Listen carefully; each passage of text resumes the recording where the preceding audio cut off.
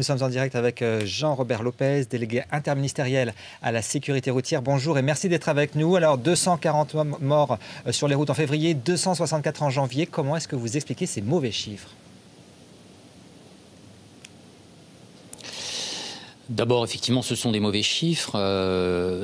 L'explication, elle est pour l'instant globale. On n'est pas en situation aujourd'hui de dire par catégorie d'usagers qu'est-ce qui se passe exactement. Je rappellerai quand même que ces chiffres de janvier et février succèdent à un mois de décembre qui avait été plutôt positif en termes d'accidentalité.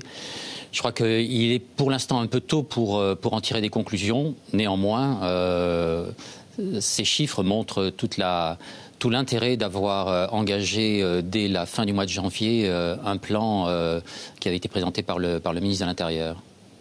Est-ce que vous constatez un relâchement du comportement des automobilistes? Est-ce qu'ils n'ont plus peur des gendarmes ni des juges? Et est-ce qu'on n'est pas assez sévère? Comment on peut relâcher son comportement quand la plupart des auteurs d'homicides s'en sortent avec du sursis? Je crois que la question ne se pose pas de cette façon-là. Je pense que la question est est-ce qu'aujourd'hui, un certain nombre de comportements peuvent être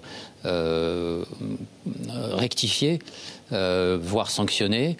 C'est le cas d'un certain nombre de mesures qui ont été prises dans le cadre du plan présenté par le ministre de l'Intérieur, notamment en matière de téléphone portable, en matière d'alcoolémie. Nous allons en même temps continuer à déployer notre politique de radar. Alors, bien évidemment, ces mesures doivent s'inscrire dans la durée, dans le temps. C'est vrai que l'année 2014 était sur une tendance haussière. On est vraisemblablement dans la continuité de cette tendance haussière, mais les mois qui sont devant nous sont des mois sur lesquels les mesures du plan qui a été présenté en janvier devraient produire leurs effets. Alors les associations trouvent que votre plan ne va pas du tout assez loin. Pourquoi ne pas généraliser par exemple une vitesse limitée à 80 au lieu de 90 km/h sur les routes secondaires? C'est là où la moitié des accidents mortels se produisent. Alors, ça fait partie des mesures du plan. Le ministre a souhaité qu'il y ait d'abord une observation de la vitesse sur un certain nombre de réseaux. Nous sommes en train de définir les tronçons qui seront susceptibles d'être concernés. Donc, ça va tout à fait dans le sens de ce que préconisent un certain nombre d'associations. Des associations aussi qui demandent d'adapter la vitesse à la dangerosité des routes, à la place de limitations générales qui ne sont pas très efficaces, disent-elles. Il y a aussi notre politique de radar qui vise justement à s'appliquer à ce type de routes qui ne sont pas forcément toujours pour lesquelles on ne peut pas travailler sur les infrastructures. Donc il y a aussi notre politique de radar.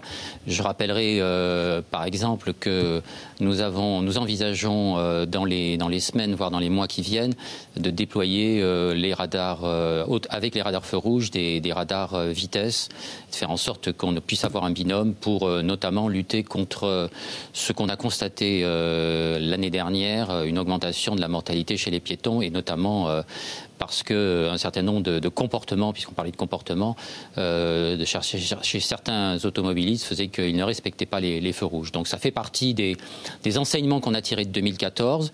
Encore une fois, il faut voir ces chiffres de 2015. Ça ne sont pas des bons chiffres et ça n'est pas ce que je dis.